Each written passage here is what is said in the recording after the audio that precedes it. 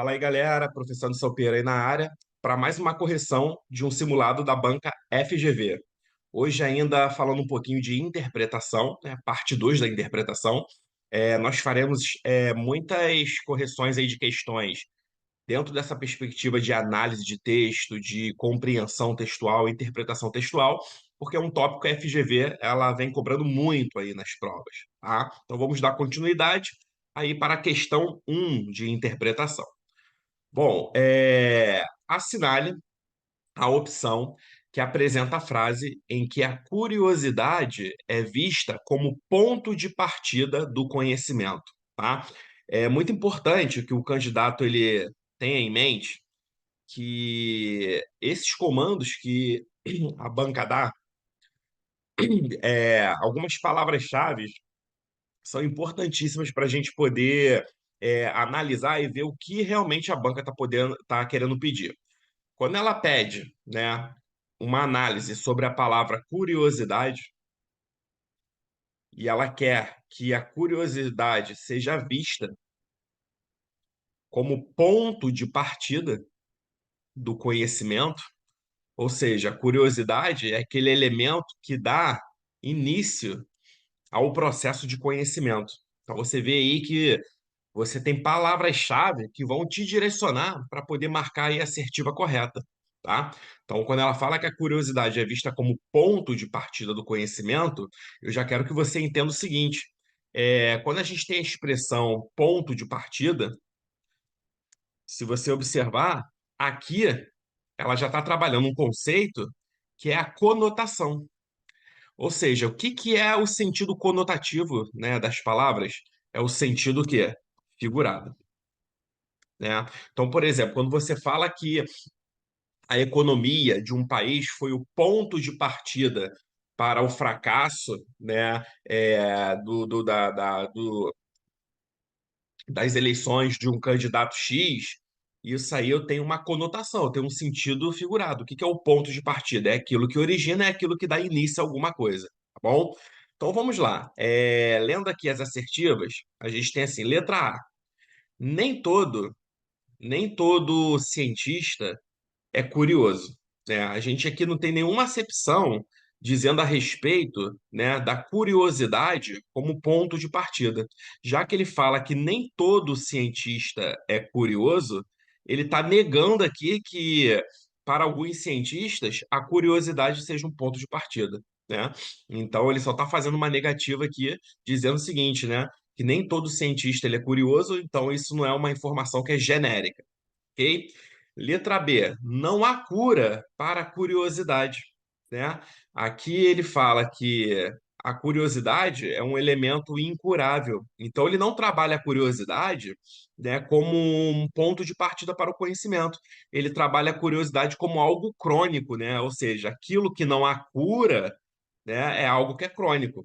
Quem tem uma doença crônica, tem uma doença que não tem uma cura, né? Basicamente isso. A cura da monotonia é a curiosidade.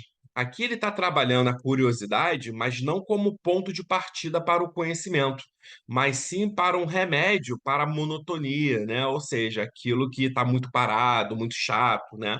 Então aqui curiosidade é mais trabalhada como um remédio para poder curar a monotonia. Curiosidade é o pavio na vela da aprendizagem, né?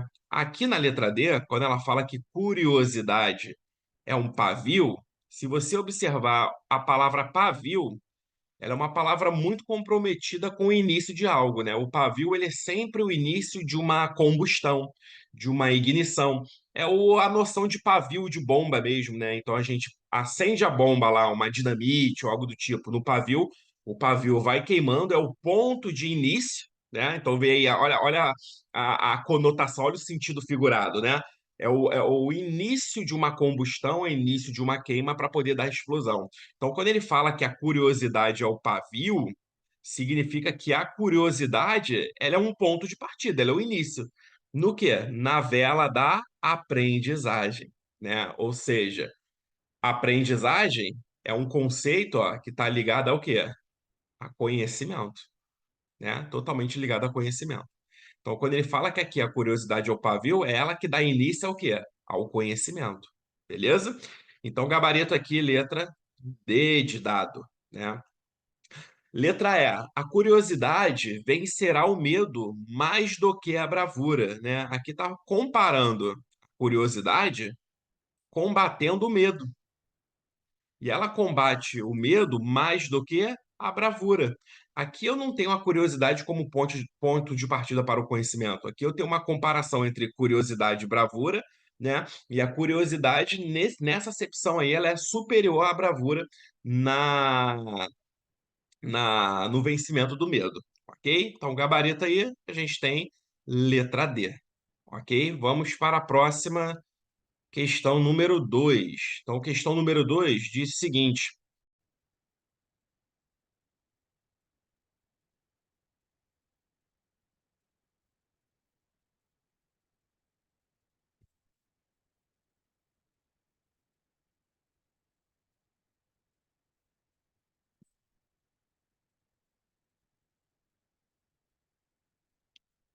fala aí, galera, professor de Salpeira aí na área, para mais uma correção de um simulado da banca FGV. Hoje, ainda falando um pouquinho de interpretação, né, parte 2 da interpretação, nós faremos muitas correções aí de questões dentro dessa perspectiva de análise de texto, de compreensão textual, interpretação textual, porque é um tópico que a FGV ela vem cobrando muito aí nas provas, tá? Então vamos dar continuidade aí para a questão um de interpretação. Bom, assinale a opção que apresenta a frase em que a curiosidade é vista como ponto de partida do conhecimento, tá? É muito importante que o candidato ele tenha em mente que esses comandos que a banca dá, algumas palavras-chave são importantíssimas para a gente poder analisar e ver o que realmente a banca tá querendo pedir. Quando ela pede, né, uma análise sobre a palavra curiosidade, e ela quer que a curiosidade seja vista como ponto de partida do conhecimento, ou seja, a curiosidade é aquele elemento que dá início ao processo de conhecimento.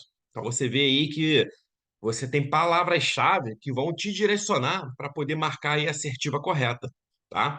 Então, quando ela fala que a curiosidade é vista como ponto de partida do conhecimento, eu já quero que você entenda o seguinte: quando a gente tem a expressão ponto de partida, se você observar, aqui ela já está trabalhando um conceito que é a conotação. Ou seja, o que que é o sentido conotativo, né, das palavras? É o sentido que é figurado, né? Então, por exemplo, quando você fala que a economia de um país foi o ponto de partida para o fracasso, né, das eleições de um candidato X, isso aí eu tenho uma conotação, eu tenho um sentido figurado. O que que é o ponto de partida? É aquilo que origina, é aquilo que dá início a alguma coisa, tá bom? Então vamos lá. Lendo aqui as assertivas, a gente tem assim, letra A. Nem todo, nem todo cientista é curioso, né? A gente aqui não tem nenhuma acepção dizendo a respeito, né, da curiosidade como ponto de partida. Já que ele fala que nem todo cientista é curioso, ele está negando aqui que, para alguns cientistas, a curiosidade seja um ponto de partida, né? Então, ele só está fazendo uma negativa aqui, dizendo o seguinte, né, que nem todo cientista ele é curioso, então isso não é uma informação que é genérica, ok? Letra B, não há cura para a curiosidade, né?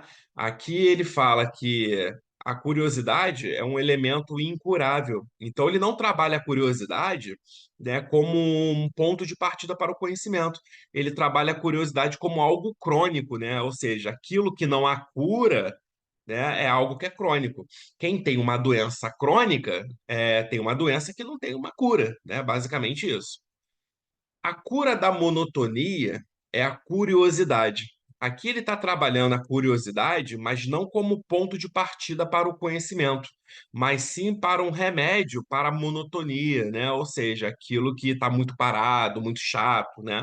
Então aqui curiosidade é mais trabalhada como um remédio para poder curar a monotonia. Curiosidade é o pavio na vela da aprendizagem, né? Aqui na letra D, quando ela fala que curiosidade é um pavio, se você observar a palavra pavio, ela é uma palavra muito comprometida com o início de algo, né? O pavio, ele é sempre o início de uma combustão, de uma ignição. A noção de pavio de bomba mesmo, né? Então a gente acende a bomba lá, uma dinamite ou algo do tipo, no pavio, o pavio vai queimando, é o ponto de início, né? Então vê aí, olha a conotação, olha o sentido figurado, né? É o início de uma combustão, é o início de uma queima para poder dar explosão. Então, quando ele fala que a curiosidade é o pavio, significa que a curiosidade, ela é um ponto de partida, ela é o início. No quê? Na vela da aprendizagem, né? Ou seja, aprendizagem é um conceito, ó, que está ligado ao quê? A conhecimento, né? Totalmente ligado a conhecimento. Então, quando ele fala que aqui a curiosidade é o pavio, é ela que dá início ao quê? Ao conhecimento. Beleza? Então, gabarito aqui, letra D de dado, né? Letra E. A curiosidade vencerá o medo mais do que a bravura, né? Aqui está comparando a curiosidade combatendo o medo. E ela combate o medo mais do que a bravura. Aqui eu não tenho a curiosidade como ponto de partida para o conhecimento. Aqui eu tenho uma comparação entre curiosidade e bravura, né? E a curiosidade, nessa acepção aí, ela é superior à bravura na, no vencimento do medo, ok? Então, gabarito aí, a gente tem letra D, ok? Vamos para a próxima questão número 2. Então, questão número 2 diz o seguinte: as opções a seguir apresentam frases que mostram uma visão irônica da educação, à exceção de uma, assinale-a. Então, na letra A, a gente tem assim: cultura enriquece, né? Então, a gente tem aqui o verbo enriquecer. Pergunte aos donos de escola.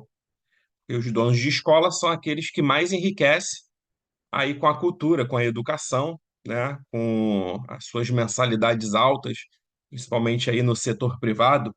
Então aqui a gente tem um caráter irônico, né? Que ele fala que a cultura enriquece, num primeiro momento a gente acha que né, é a concentração de conhecimento de um determinado indivíduo, quando na verdade não, é a venda desse conhecimento aí pelos donos da escola, ok? Então, que a gente tem um caráter irônico, sim. O estudo é a luz do mundo. Por isso, não estude, economize energia, né? Aqui, se você observar, né, você tem o termo luz do mundo, né? É até uma metáfora, né, que ele fala que o estudo aqui é a luz do mundo. E aí, quando a gente pensa em luz do mundo, a gente pensa numa metáfora que tem a ver com a descoberta, né? Porque o estudo ele vai abrindo aí possibilidades para você conhecer o mundo, né? A partir do conhecimento que a gente tem nas variadas áreas. E aí, quando ele fala por isso economize energia, ele está falando agora a referência à energia que a gente gasta no dia a dia, a eletricidade, né? Então é uma analogia aí a esse tipo de energia que a gente usa no dia a dia, não energia no sentido de luz do mundo. Então aqui de fato a gente também tem um caráter irônico, né? Irônico, né? Ele está até que de certa forma rebaixando, né? Que a ideia de estudar, né? No primeiro momento ele fala que estuda a luz do mundo e por isso economiza energia. Ele entende luz aí com um outro sentido. C, eu passei no meu curso de ética, eu colei, é claro, né? Então, como que alguém passa num curso de ética, a gente parte do princípio que essa pessoa ela aprendeu todos os princípios que a disciplina da ética traz lá. E aí a gente vê que essa pessoa não aprendeu nada, porque ela passou o quê? Colando, ok? Então aqui a gente tem um caráter irônico nessa letra C. Se você não pode entender este texto, né, agradeça a seu aprendizado. Então a gente tem aqui a letra D, né? Se você não pode entender este texto, agradeça ao seu aprendizado. A gente sempre entende ideia de aprendizado como aquela absorção de conteúdo, né? Como a gente está aprendendo alguma coisa. Mas a gente vê que nesse caso aqui, ó, o aprendizado ele está atribuindo um sentido totalmente diferente do que a gente entende por aprender algo, ok? Então, se você não pode entender este texto, agradeça ao seu aprendizado que ele é ineficaz, que ele foi raso ou algo do tipo assim. Letra E. Se você acha que a educação é cara, tente a ignorância. Então, se você observar aqui, ó, se você acha que a educação é cara, cara por quê? Porque ela é árdua, porque a gente investe dinheiro para poder ter educação, a gente dedica tempo. Então, se a gente acha que tudo isso tem um valor alto para a gente, experimente só a ignorância. A ignorância é 1000 vezes pior do que a educação, ok? Portanto, aí, gabarito, a gente tem aqui letra E. Questão de número 3 diz o seguinte: não se pode descobrir novas terras sem aceitar perder de vista a costa por um longo tempo. Essa frase valoriza implicitamente a. Então, quando a gente fala, né, em descobrir novas terras, significa sair do nosso local de origem, né? Se eu vou aí explorar novas terras, eu vou sair do meu local de origem, né? E aí, ó, sem aceitar perder de vista a costa por um longo tempo. Ou seja, perder de vista a costa, né? A costa é aquilo que fica perto do mar, não é isso? Ali a costa, o litoral, não é isso? Por um longo tempo. Então, o que que essa frase está falando? Cara, não adianta você tentar galgar degraus maiores, tá? Sem sair da sua zona de conforto, né? Sem perder de vista essa costa por muito tempo. Porque a zona de conforto ela nos traz uma segurança, porque a gente sabe tudo que vai acontecer ali na zona de conforto. Então, né, para você descobrir novas terras, você tem que sair da zona de conforto. Então, vamos lá. Isso aqui tem a ver com a ignorância? Não, não é ignorância, né? Imprudência? Não. Maturidade? Não. Com a ousadia.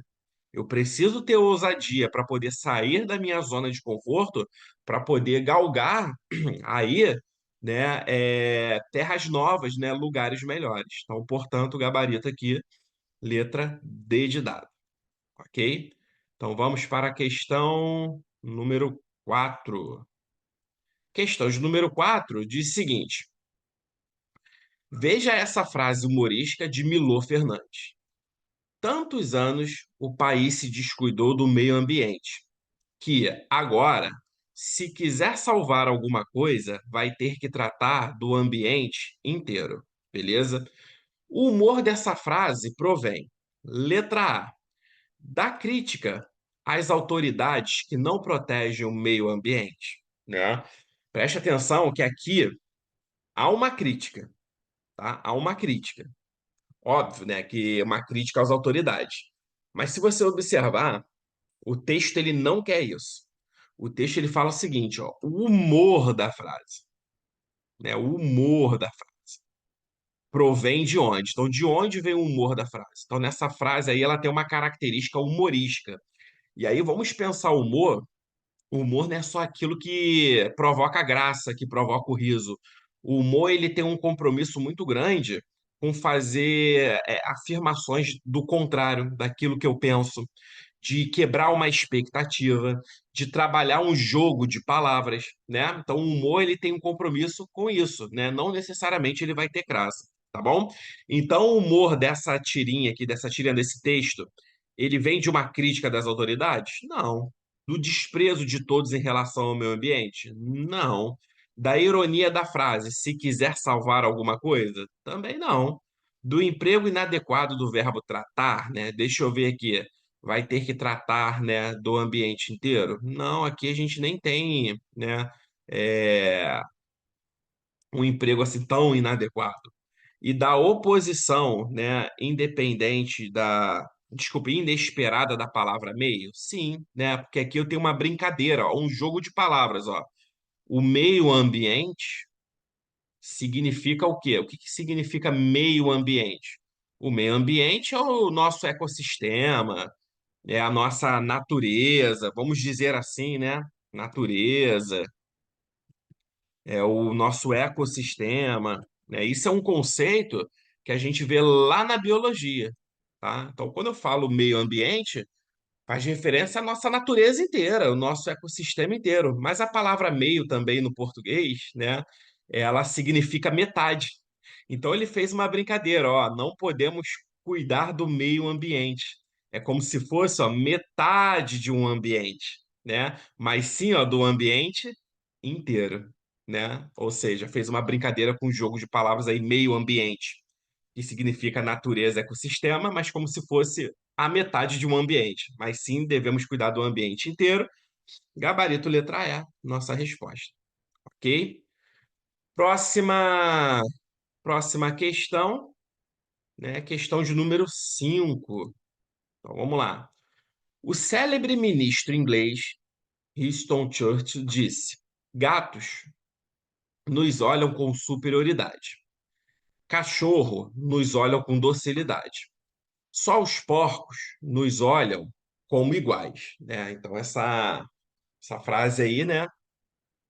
Esse texto aí faz uma crítica muito interessante.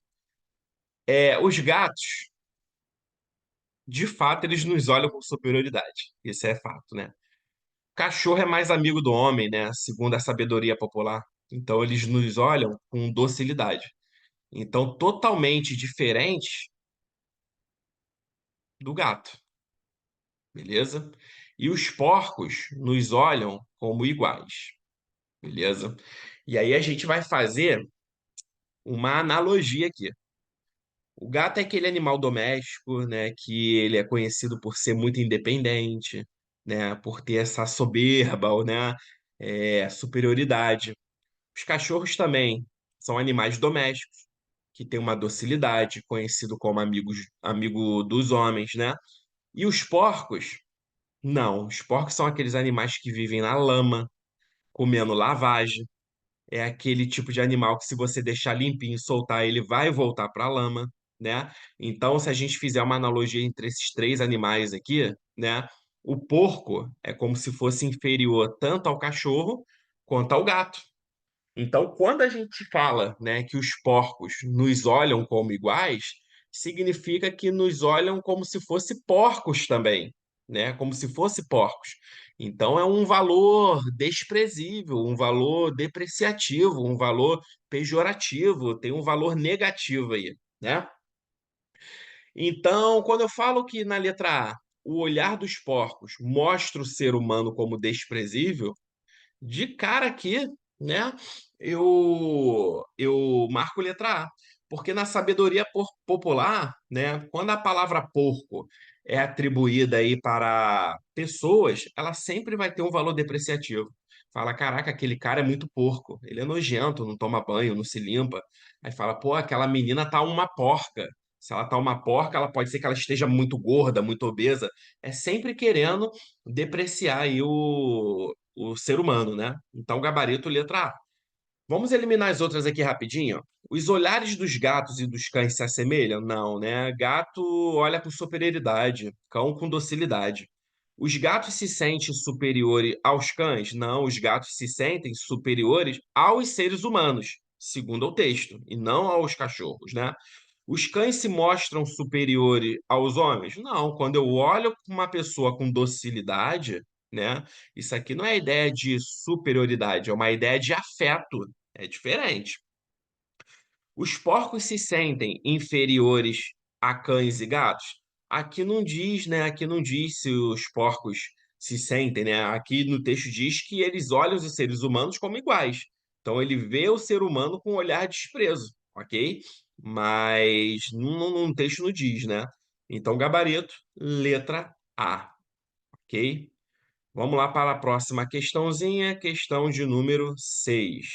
6 diz o seguinte: assinale a frase abaixo que exemplifica uma definição do termo felicidade. Galera, esse tipo de questão sempre tem caído em FGV, em que FGV ela pede uma definição de uma determinada palavra.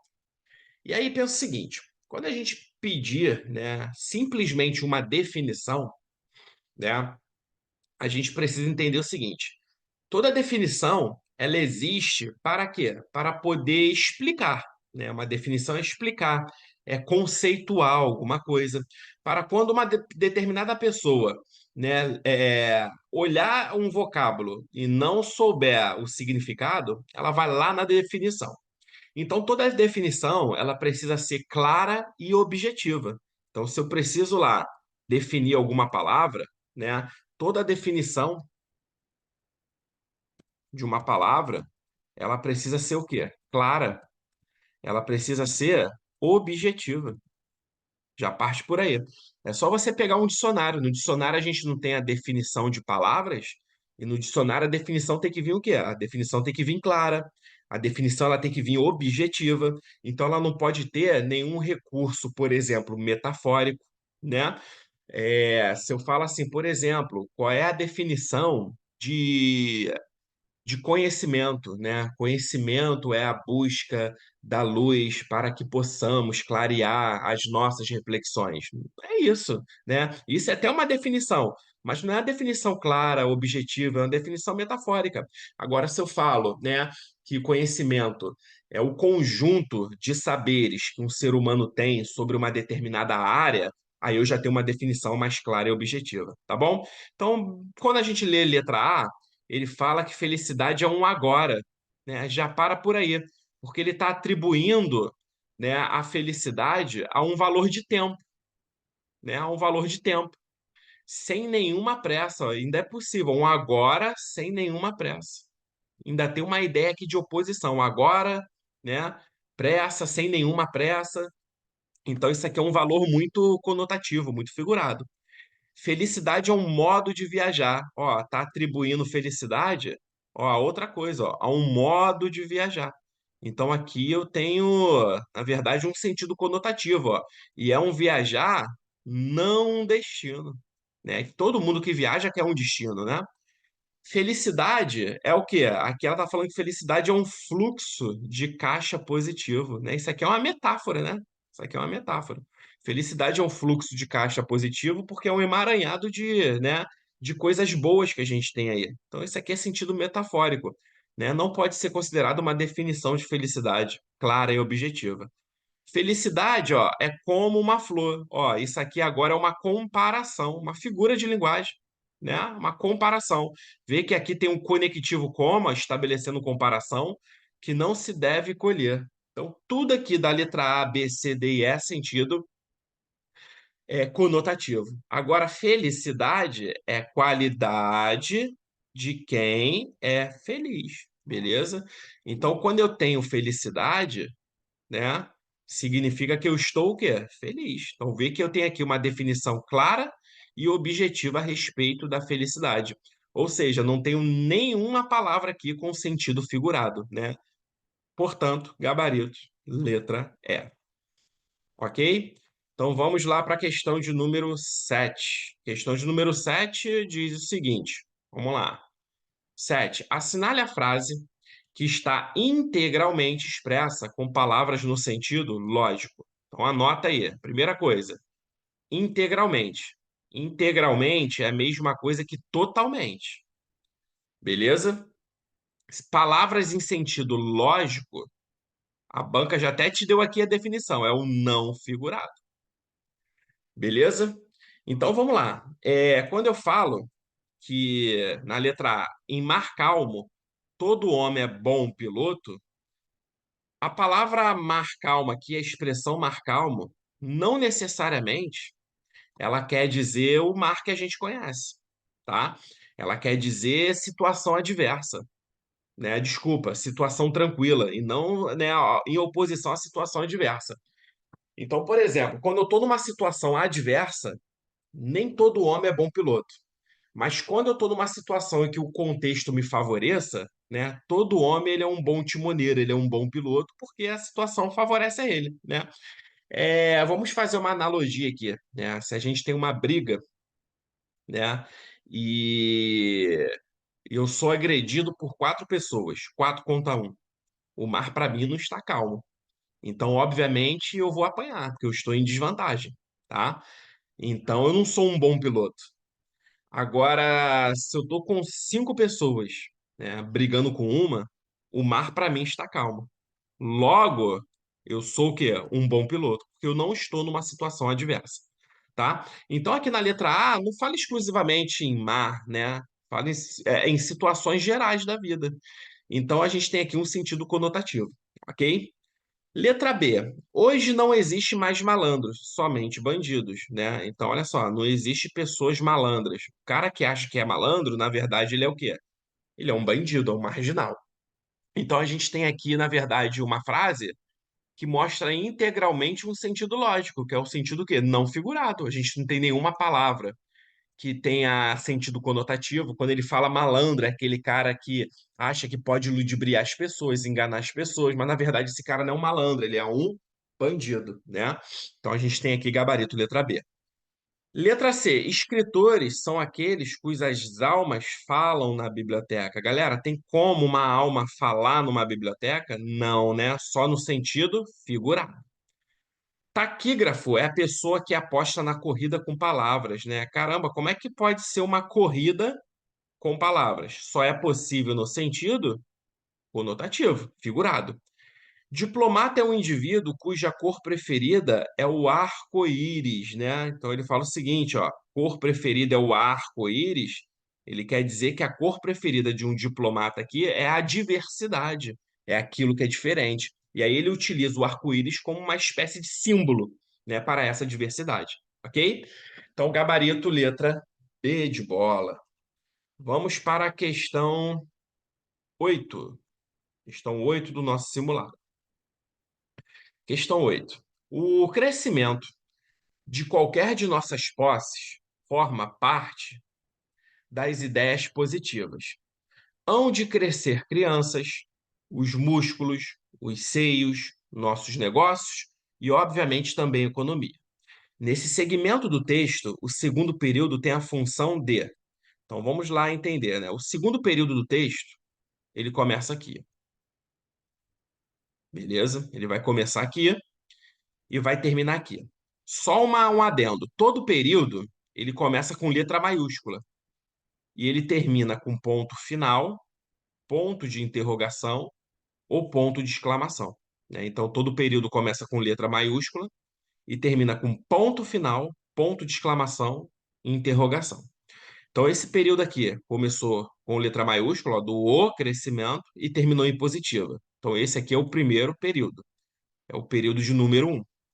O período de número 2 começa aqui, ó, hão de crescer as crianças. Então, muita atenção quando a FGV tá nos comandos pediu, ó, ela quer análise do segundo período, somente. Então, ele fala no primeiro assim, ó, o crescimento de qualquer de nossas posses forma parte das ideias positivas. Então, aqui ele tem uma opinião. E aí, o que que ele vai fazer com essa opinião? Ele vai começar a colocar uma porção de exemplos.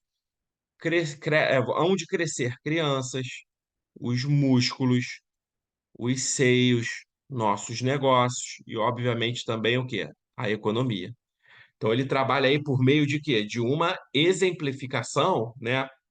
Para poder exemplificar o que ele disse anteriormente, né? Então, ele usa exemplos, né? Que é onde crescer crianças, músculos, seios, negócios e economia, para poder confirmar aquela afirmativa que ele fez lá no primeiro período, né? Então, isso aí eu tenho um teor de quê? De exemplificação.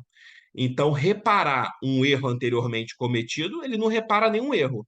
Explicar melhor o que foi dito, não, porque no segundo período não tem uma característica de explicação, ele tem uma característica de exemplificação. É tão exemplificação que, se você observar, ele vai fazer um monte aqui de enumerações. Ó, hão de crescer crianças, músculos, seios, nossos negócios e também economia, né? Então ele enumera para exemplificar aquilo que ele disse anteriormente.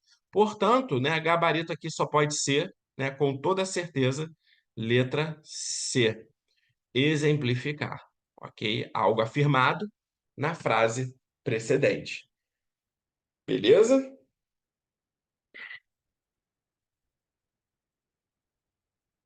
Bom demais, né? Letra D a gente tem aqui, ó, indicar as causas do que foi afirmado no primeiro período, né, ele não indica as causas, né? Quando ele fala que hão de crescer as crianças, os músculos, os seios, não é a causa, é consequência, tá? É uma consequência, é o resultado disso, beleza? E demonstrar um erro de expressão, não teve aí nenhum erro de expressão, beleza?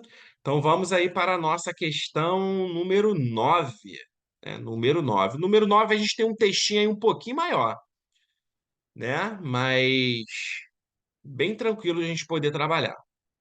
Crescimento zero. Aí ele começa assim no texto. Parece difícil que nos resignemos a não crescer. O crescimento de qualquer de nossas posses forma parte das ideias positivas, né? Então, nossas posses é tudo aquilo que é nosso. Então, ele fala o seguinte, né? O crescimento de nossas posses forma parte de ideias positivas. Então, quando a gente tem as nossas posses e elas crescem, isso é bom, isso é agradável. Por isso que ele fala que são ideias positivas. Aí ele fala, ó, hão de crescer as crianças, os músculos, os seios, nossos negócios, obviamente também a economia. Então, isso é bom, é positivo. Este caso é, porém, o mais transcendental, porque mesmo quando a economia não cresce, então ele fala, ó, esse fala do último, da economia, né? Dizemos que cresceu, porque cresceu zero, né? Então, por exemplo, quando eu falo que o Brasil, em 2023, teve um crescimento zero na economia, crescimento zero significa que não cresceu, tá entendendo? Então, se você observar, a expressão crescimento zero, ela é formada por duas palavras que uma palavra exclui a possibilidade da outra. É uma espécie de paradoxo, porque se eu tenho um crescimento, tem que ter pelo menos um crescimento mínimo, né?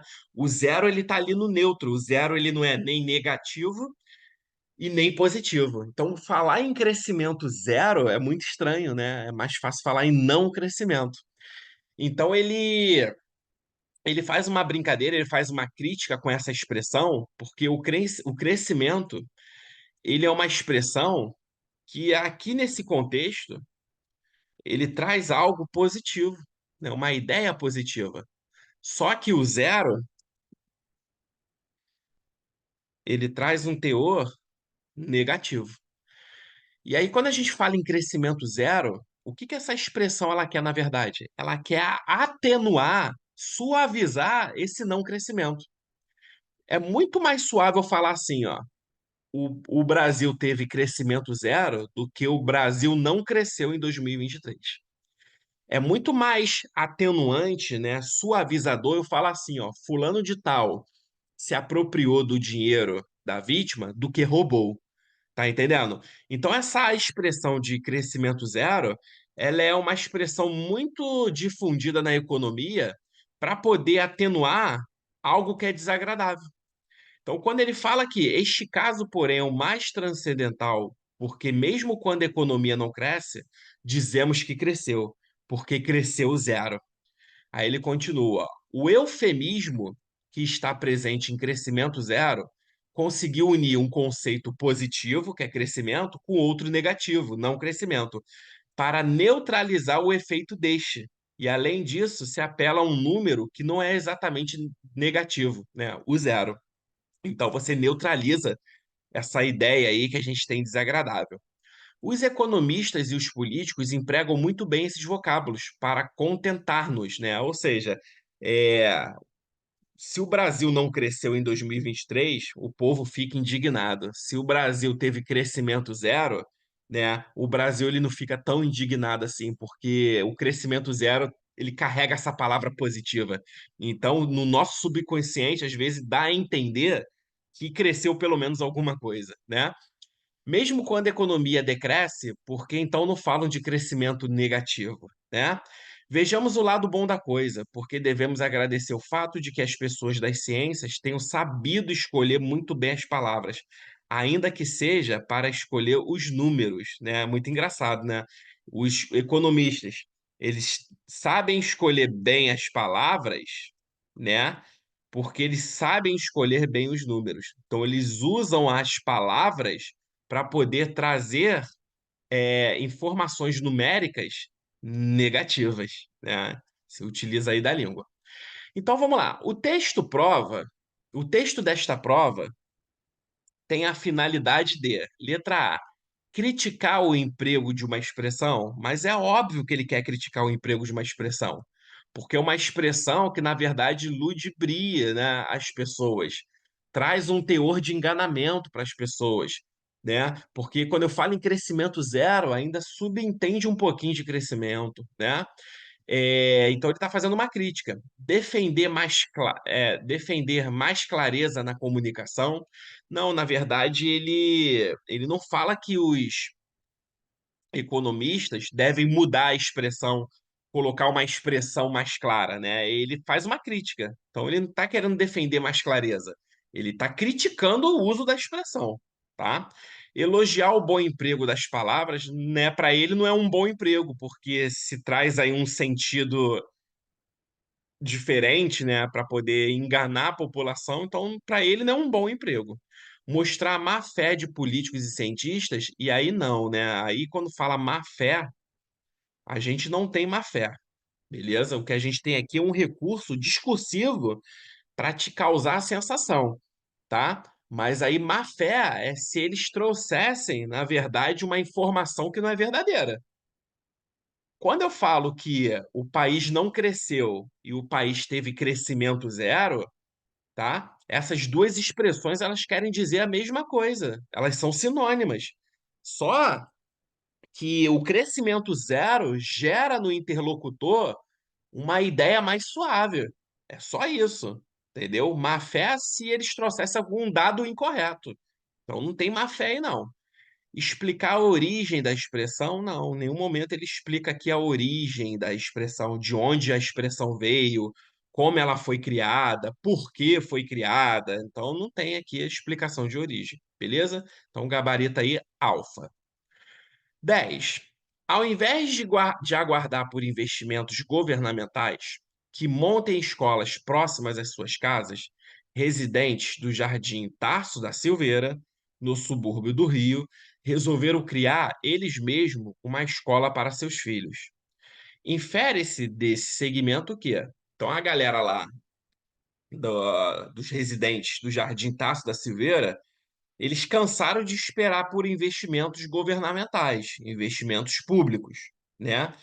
E aí, investimento que montem escolas mais próximas, né? Porque eles querem colocar os filhos para estudar perto de casa, e isso é garantido na legislação educacional.